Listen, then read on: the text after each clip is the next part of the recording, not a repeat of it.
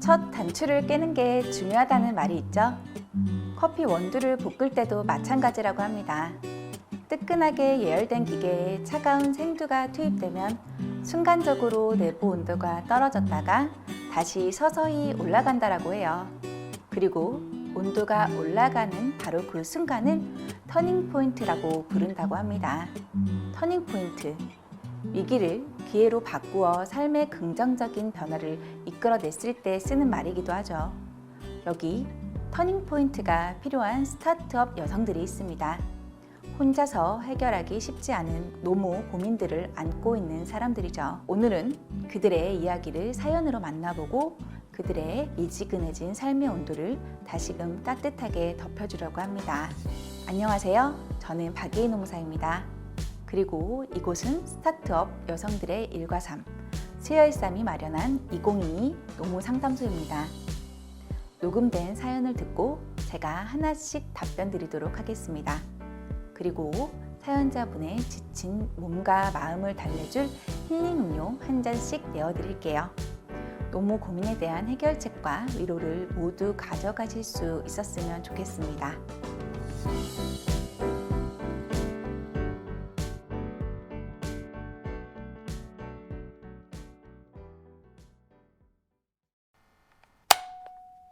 안녕하세요. 저는 이직을 준비하고 있는 직장인입니다. 얼마 전 한 스타트업에 지원을 하고 면접을 봤어요. 그간 이전 직장에서 열심히 쌓아올린 업무 능력과 경험을 10분 활용할 수 있을 것 같아 큰 기대를 안고 열심히 준비했답니다. 비대면으로 진행되어 더 떨었던 것 같아요. 그래도 우려와 달리 면접은 아주 화기애애한 분위기에서 진행되었습니다. 그 자리에서 근무를 하기로 이야기가 되었어요. 아무래도 스타트업은 늘 인력난에 시달리다 보니까 최대한 빨리 와줬으면 하시더라고요. 이직을 염두에 두고 이미 전 직장의 업무도 마무리해둔 터라 수락하고 설레는 마음으로 첫 출근을 준비하고 있었어요. 그런데 문제가 생겼습니다. 원래 면접 인터뷰에서 전 직장 근무 처우와 비슷한 수준으로 계약을 하기로 이야기가 마무리되었었거든요. 그런데 다음날 갑자기 연락이 와서 전 직장보다 근무하는 시간이 줄었으니 그에 상응하는 급여를 삭감하겠다는 것이었어요. 게다가 정규직 포지션이 아니라 임시직으로요. 아무리 구두로 이야기를 나눴어도 약속은 약속이잖아요. 결국 저는 입사를 포기하게 되었습니다. 정말 당황스러웠어요. 스타트업은 역시 스타트업인가 싶은 부정적인 생각도 들었고요. 물론 그렇지 않은 회사들이 훨씬 많겠지만 이렇게 근로계약이 체계적이지 못할 수 있나 싶었습니다. 이렇게 갑자기 근로계약에 대한 약속을 번복하는 경우 어떻게 대처하면 좋을까요? 저는 스타트업이 겉으로만 좋은 환경을 갖추고 있는 것처럼 지원자들에게 어필하지만 말고 진정한 복리후생으로 챙겨주는 양질의 일자리를 제공해 주었으면 좋겠어요. 회사와 근로자가 서로 상생할 수 있게요. 대체적으로 이러한 경우가 많기도 하죠. 근데 이게 스타트업만의 일이 아니라 그냥 보통 회사들 같은 경우에도 면접에서 이루어졌던 근무 조건과 다르게 이야기를 하는 경우가 많기도 하죠. 그런데 사실 이렇게 되는 경우는 어쩔 수는 없어요. 왜냐하면 실질적으로 구두계약도 계약이라는 말이 있기는 하지만 서로 뭐 동의를 했다라고는 이야기를 해도 근로계약서를 확실하게 쓴 건 아니니까요. 다만 그런 경우가 있어요. 스타트업이라고 이야기를 해도 인원수에 따라서 좀 다르기도 하잖아요. 30인 이상 되는 스타트업 같은 경우에는요, 채용 절차 공정화에 관한 법률이 적용이 되거든요. 대체적으로 채용 공고에 나와 있는 근로조건을 토대로 해서 면접을 보셨을 거예요. 그렇다라고 하면 채용 공고에 나와 있는 그대로의 근로조건을 가지고 가야 돼요. 그렇지 않는다라고 하면 위반입니다. 그래서 만약에 채용 공고에 나와 있는 근로조건보다 더 낮게 뭐 급여도 삭감하고 뭐 근로시간이 줄었으니까 급여도 삭감하자라고 이런 이야기가 나왔다라고 하면 이건 근로자의 동의가 있어야지만 변경이 가능한 겁니다. 그렇지 않았을 때는 인정되지 않는 거다라고 이렇게 생각을 하시면 될 것 같아요. 다만 30인 미만 아직 규모가 그렇게 크지 않은 스타트업 같은 경우에는 현실적으로 도움을 드릴 수는 없다라는 점은 말씀을 드리도록 할게요. 다만 근로계약서는 반드시 출근 전에 쓰는 거기 때문에요. 이런 얘기가 나왔을 때 그냥 바로 근로계약서를 좀 써주시는 게 좋겠다라는 생각이 듭니다. 왜냐하면 근로계약서를 쓰고 난 다음에 그 근로계약서를 썼던 내용을 변경을 하고 싶다라고 했었을 때는 근로계약이 서로 사용자와 근로자 사이의 계약이기도 하지만 서로 뭐 사인과 사인 간의 계약이기 때문에 거기에 따른 내용을 변경한다라고 했었을 때는요, 양 당사자 간의 동의가 없으면 동의가 불가능해요. 그렇기 때문에 그 전에 반드시 근로계약서를 쓰시고 그 다음에 동의가 있어야지만 변경이 된다라는 것을 좀 반드시 알아두셨으면 좋겠다라는 생각이 듭니다.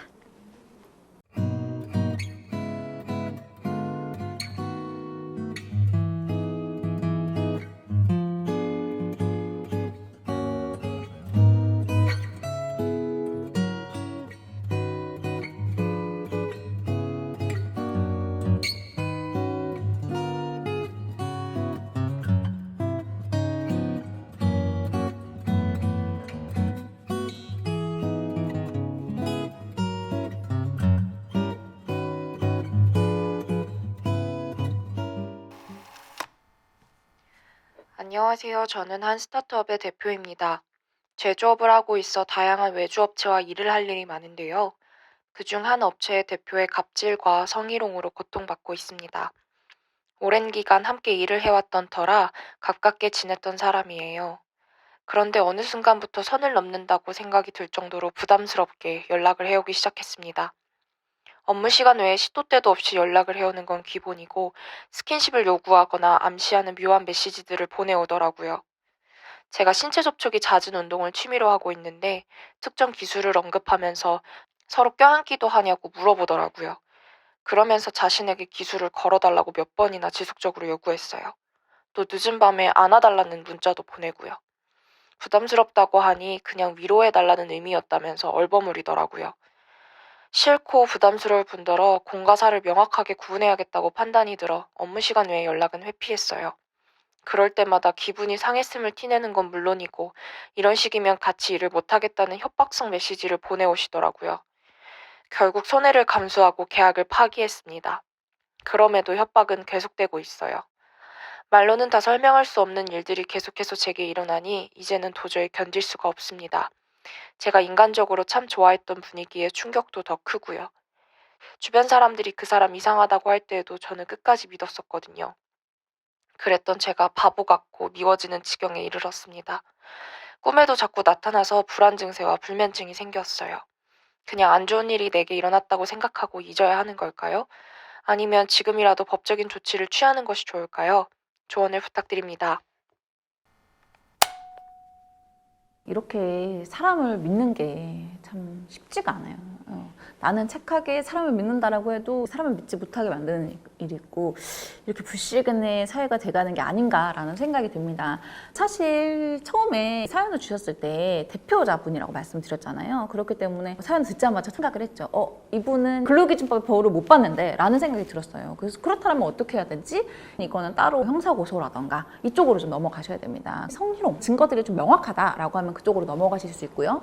외주업체라고 해도 그 외주업체 단체가 사실 뭐 비영리 단체라던가 아니면 명예를 좀 중요시한다라거나 하는 경우가 있었을 때는요, 국가인권위원회 이쪽을 좀 이용해 보셔도 괜찮아요. 국가인권위원회는 사실 법정 구속력이 있는 건 아니에요. 권고라고 나오거든요. 사실 그걸 하지 않는다라고 해서 법적으로 뭔가 문제가 되지는 않거든요. 하지만 국가인권위원회라고 하는 그 네임밸류의 무거움, 네임밸류로 얼굴을 한 대 이렇게 맞은 것 같은 그런 느낌이 굉장히 들기 때문에 저 회사에서 대표가 갑질 플러스 성희롱 해가지고 국가인권위원회에서 성희롱이라고 이렇게 얘기 들었대. 그래서 주변에 이렇게 소문이 퍼져나가면 어떻겠어요? 그 회사 평판이 좋아지지 않고 나중에 계약을 따내고 하는데 굉장히 좋지 않겠죠. 라고 그래서 저는 조금 더 나아가서 생각을 해보는 게 이게 비단 대표들만의 문제는 아니라고 생각을 해요. 만약에 이 고민을 주신 분이 대표자가 아니라 스타트업의 한 직원분이셨다라고 했었을 때는 어땠을까라는 생각을 한번 해봤거든요. 왜냐하면 스타트업 분들 같은 경우에는 외주업체 분들이랑 이렇게 업무를 하는 경우가 많이 있잖아요. 그럼 그런 경우에 고객과의 성희롱이 있었을 때는요, 이거 대표분들이시니까 왜냐면 말씀을 해드리면 고객이 우리 직원한테 성희롱을 한다. 우리 직원이 나한테 성희롱에 대한 고충을 이야기한다. 대표님들 발벗고 나서주셔야 됩니다. 고객한테 가서, 외주업체한테 가서 그러지 말라. 우리 직원한테 하지 말라라고 이야기를 해주고 그 다음에 고충을 겪는 직원에게 어떻게 우리가 해줬으면 좋겠니? 라고 물어보는 거죠. 그러면 대체적으로 뭐 업무를 좀 바꿔달라. 내가 이 사람 담당 못하겠으니까 다른 사람으로 담당자를 바꿔달라던가 아니면 제가 너무 그것 때문에 지금 뭐 정신과를 다니고도 있고요. 밤에 잠도 못 자고요. 너무 힘들어요. 라고 하는 경우에 유급휴가를 주는 경우도 있을 거고요. 그분을 보호하려는 조치가 굉장히 필요합니다. 왜냐하면 이런 보호 조치를 하지 않았을 때 분이 노동청에 갈 수도 있거든요. 대표님도 가가지고 또 과태료 물고 그러면 어떡해. 그러면 안 되죠. 대표님들은 고객으로부터 우리의 회사를 지켜야 되니까 우리 울타리에 있는 사람을 먼저 지키기 위해서 여러분들이 크게 노력을 좀 해주셔야 된다라는 거 이렇게 생각을 좀 해주시면 될 것 같습니다.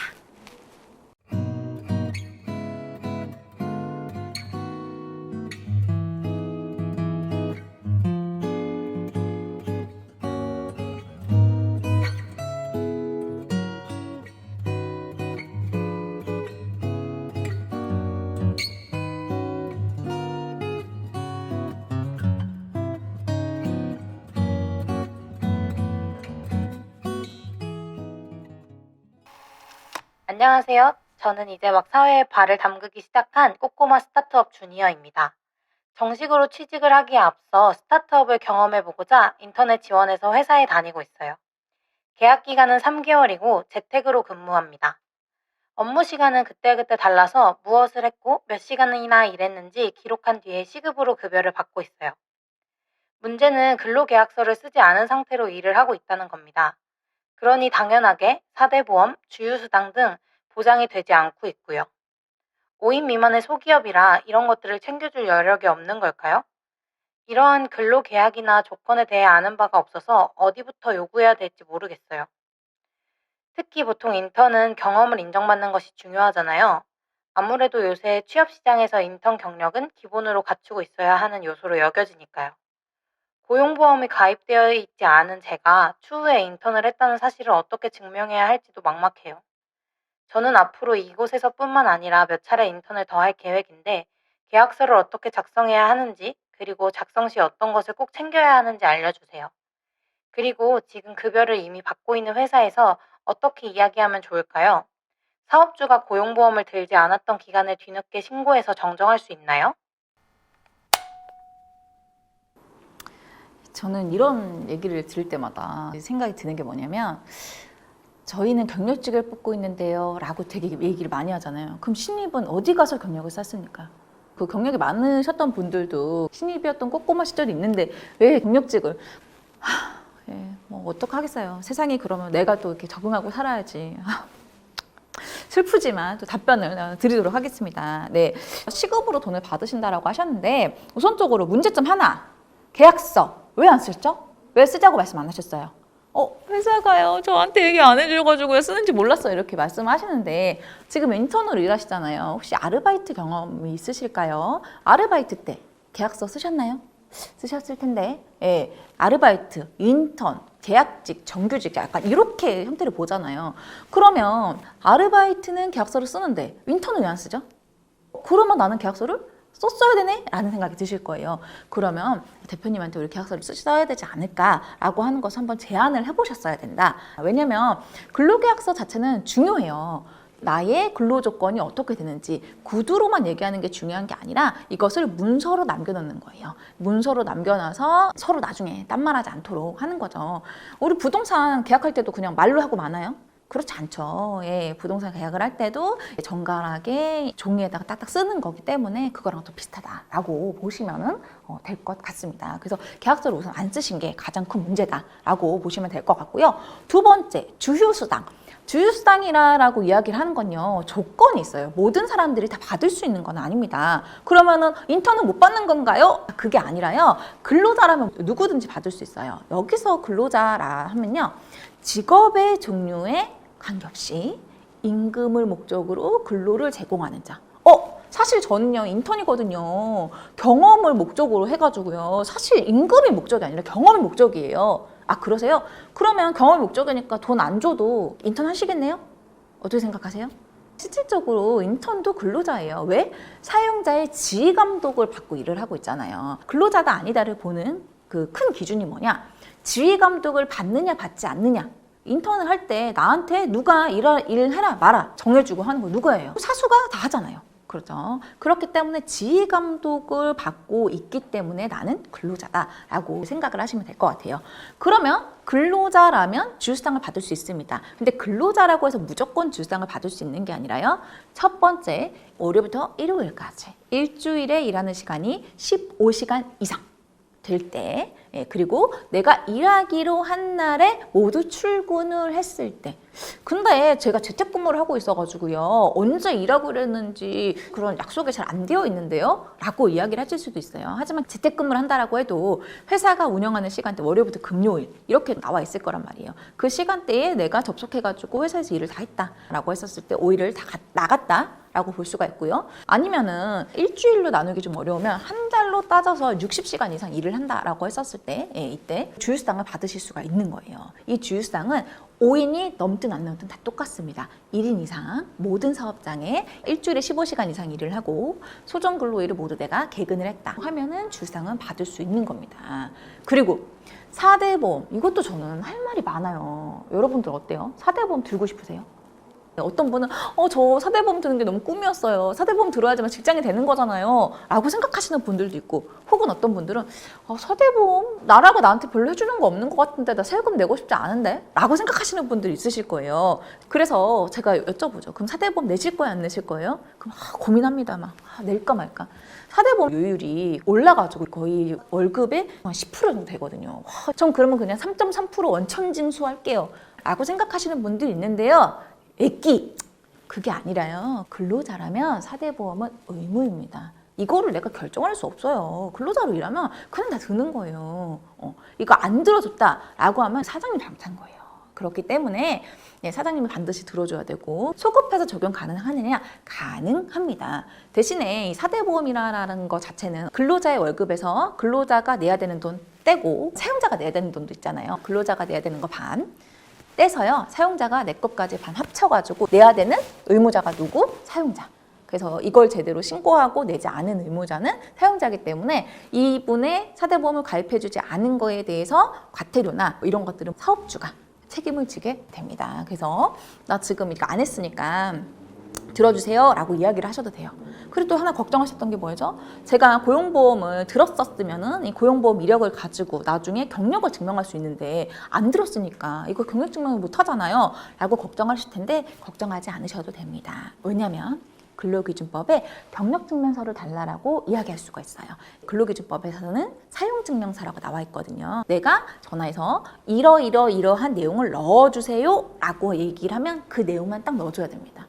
괜히 막 사장님하고 대표님 좀 더 내용을 넣어줄까? 아니면 얘가 왜 퇴사를 하게 됐는지, 원래 6개월 일하기로 했는데 3개월만 일하고 나가는 나쁜 애다, 이런 거 안 돼요.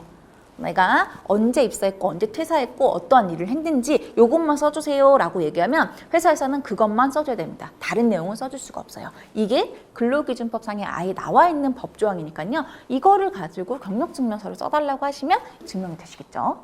사실 제가 스타트업 관련해가지고 많은 자문이나 이런 것들을 하고 있는데 제가 생각할 때는 그렇습니다.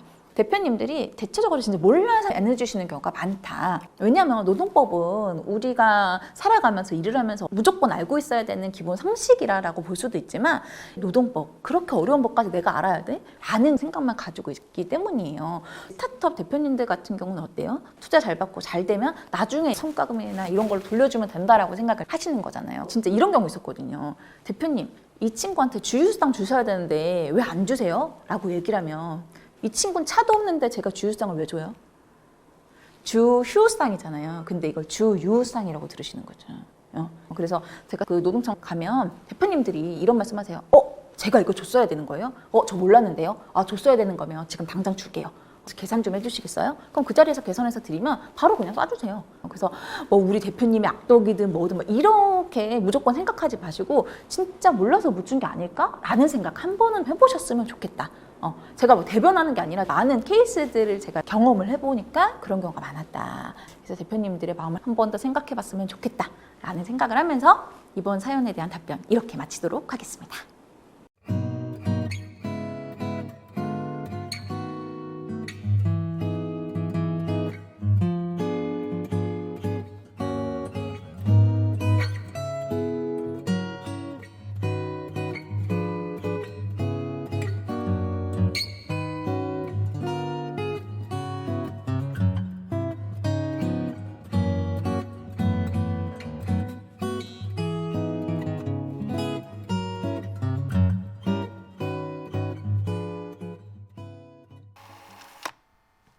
안녕하세요. 부당한 대표의 언행을 바로잡고 싶은 한 스타트업 직원입니다.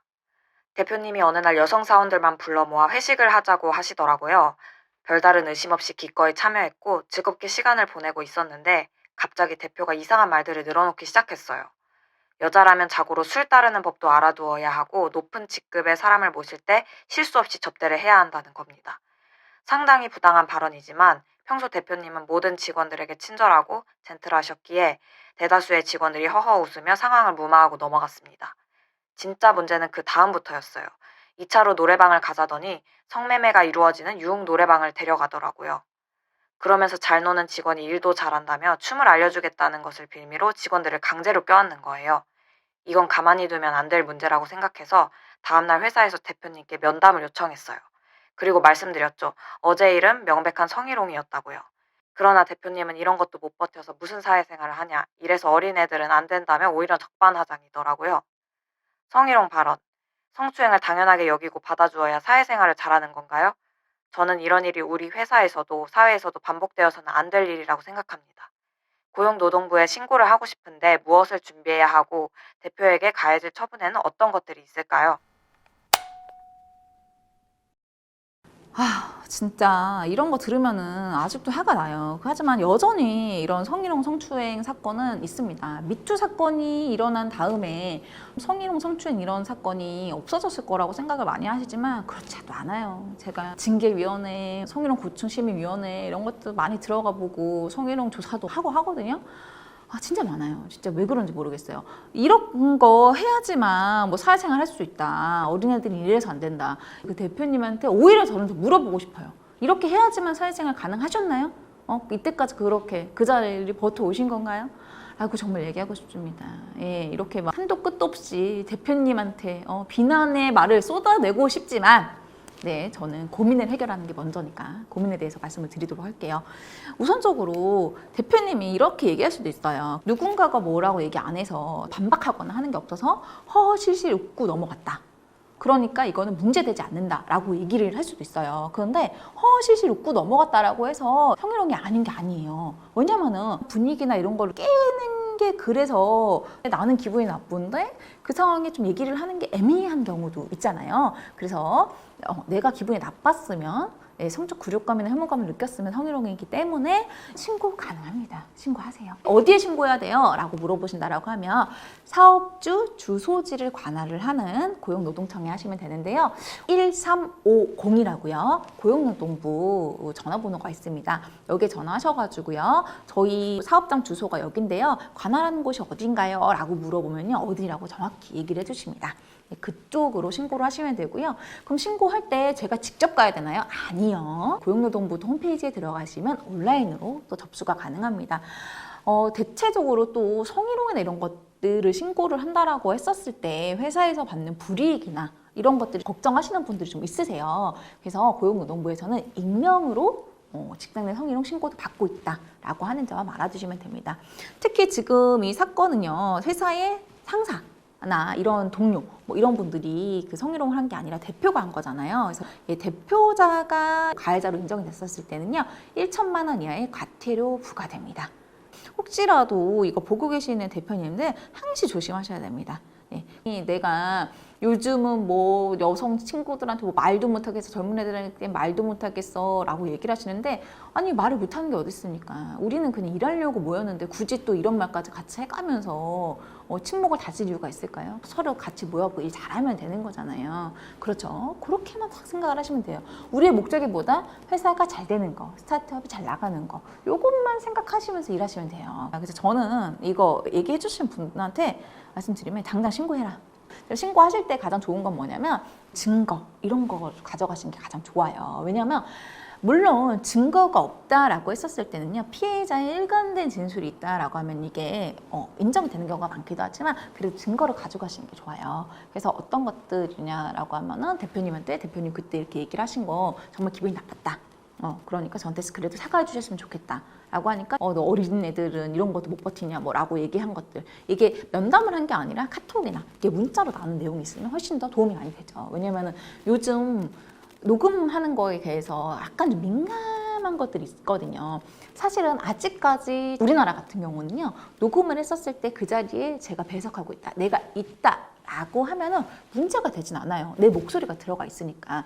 다만 이거를 네이트판이라던가 막 어디 블라인드, 그 다음에 뭐 DC 인사이드 막 이런 데 올려가지고 하는 경우에는 음성권이라는 거를 그분이 주장을 해서 이걸로 문제를 좀 삼는 경우가 있기 때문에 증거로 쓰는 거잖아요. 그리고 이거는 노동청에 민원을 제기할 때 쓰는 거기 때문에 카톡이나 이런 것들을 캡처해서 내시는 건 문제가 딱히 되지는 않거든요. 그래서 처음에 저는 이런 좀 사건이 발생을 했었을 때는 따로 불러서 얘기를 하거나 아니면 따로 카톡이나 문자로 얘기를 나눠보는 걸 추천을 드려요. 그때 왜 그러셨어요? 저 그때 굉장히 기분 나빴는데 좀 사과해 주세요. 그럼 그땐 또 미안하다고 얘기하거든요. 근데 막상 사건을 수면 위로 좀 꺼내놓는다라거나 했었을 때는 또 막 그래요. 막 난 그런 적 없다. 내가 언제 그런 말 했냐. 이렇게 막 발뺌하고 하는 경우가 많은데, 그런적으로 그러한 증거 같은 거, 또 이게 여성 사원들이 다 같이 있었을 때 있었던 일이잖아. 행동을 같이 하실 분들, 여성 사원들의 진술서 같은 거 모아서 함께 하시는 것도 추천을 드리도록 하겠습니다. 저는 이런 대표님은 가해자 교육도 한번 받아야 된다고 생각을 합니다.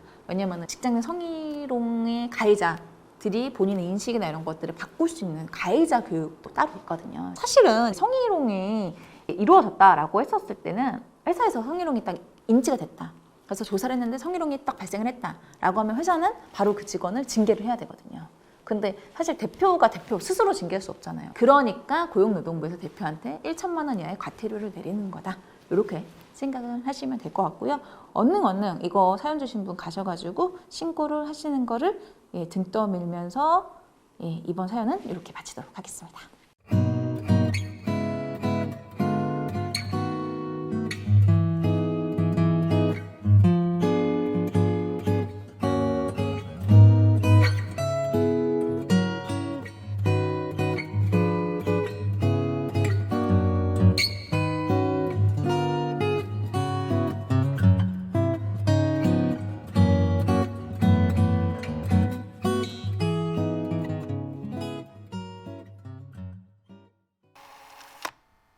안녕하세요. 저는 F&B 회사 제품 개발 부서에서 1년 조금 넘게 일을 하다 퇴사했습니다.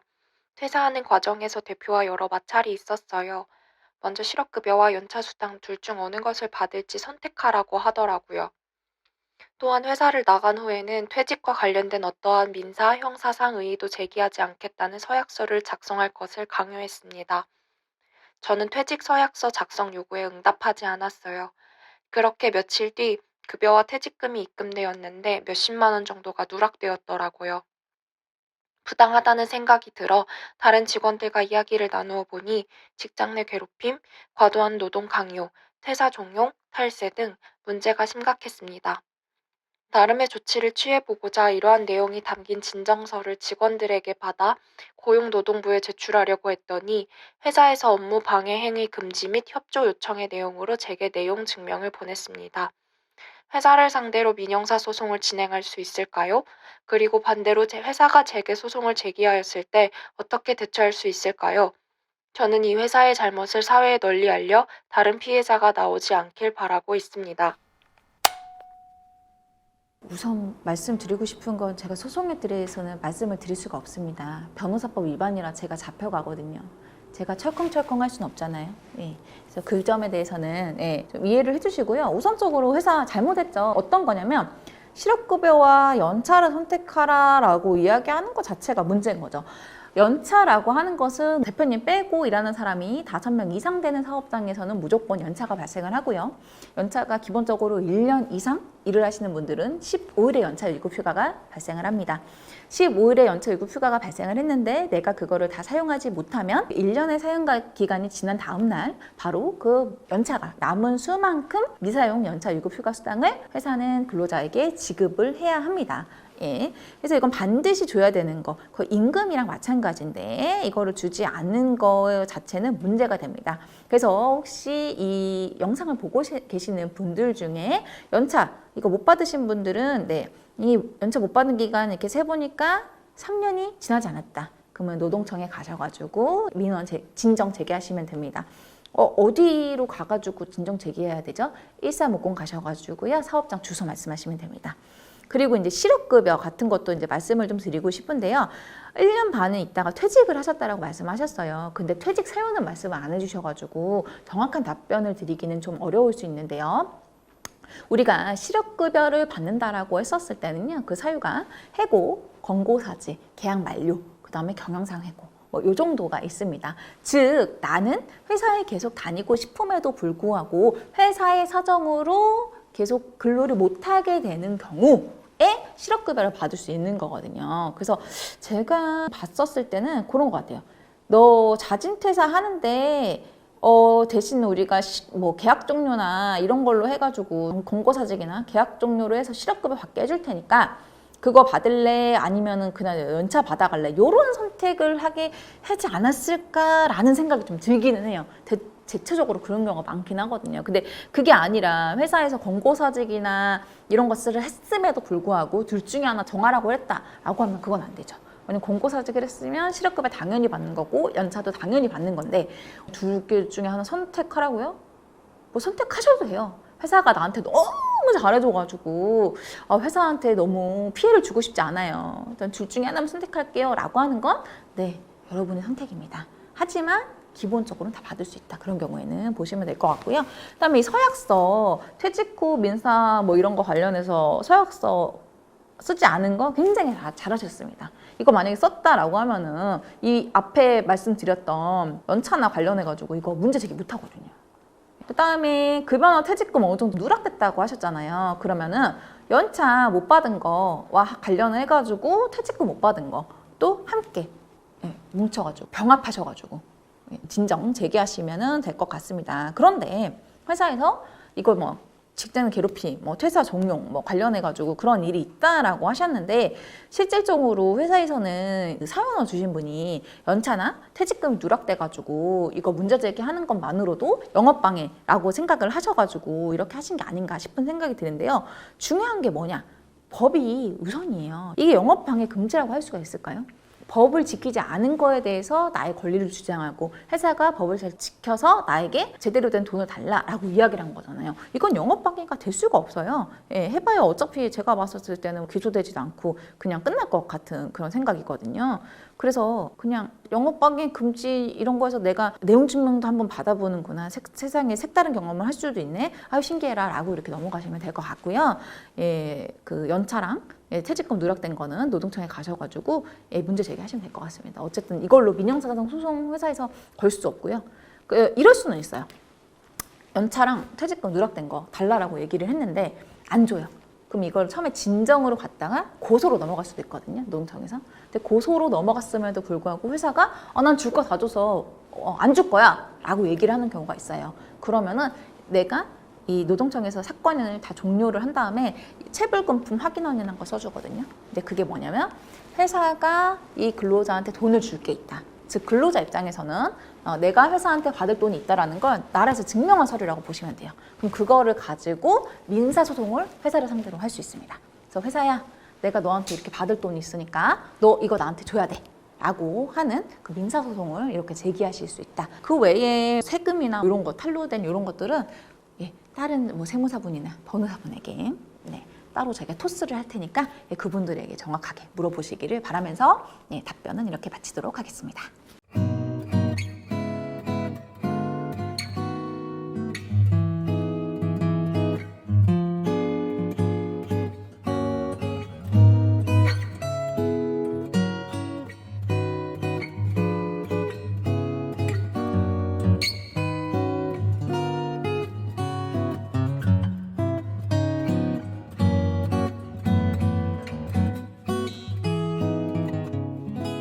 네, 이렇게 스타트업 여성들의 노무 고민을 차례대로 들어보았습니다.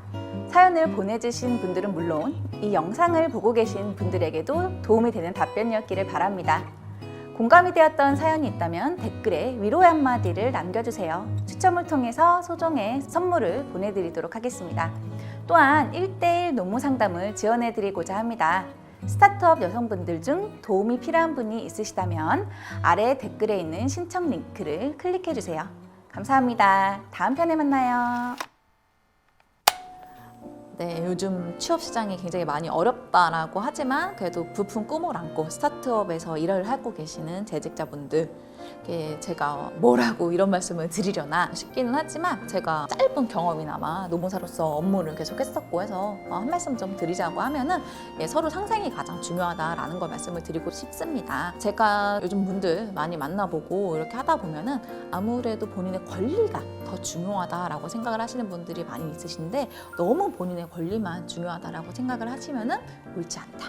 의무와 권리는 언제나 함께 간다라는 것을 인정을 해주시고요. 대표님은 무조건 적으로 보는 상대가 아니다. 우리가 같이 회사에 있고 내가 일을 하면서 그 일에 대한 대가를 주시는 분이다 라고 생각을 하시고, 대표님이라고 무조건 나쁘다 이렇게 생각을 하는 것보다는 그냥 대표님이시구나, 이해를 하려는 포용적이고 넓은 마음을 가지고 회사 생활을 하신다라고 하면 여러분의 앞날에도 아주 밝은 앞날, 푸르른 하늘처럼 좋은 날이 오지 않을까 라는 생각이 듭니다.